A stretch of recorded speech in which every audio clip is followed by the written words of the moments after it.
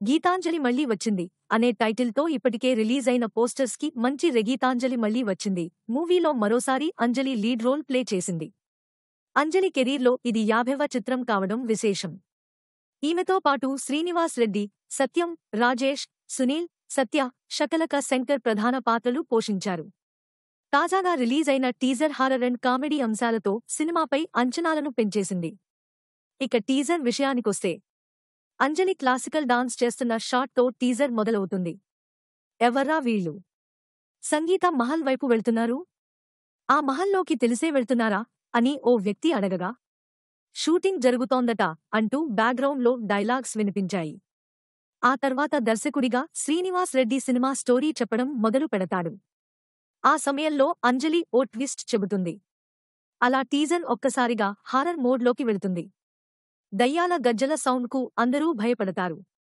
దయ్యాలకు మహల్లో ఉన్న ప్రతి ఒక్కరూ వణికిపోతారు.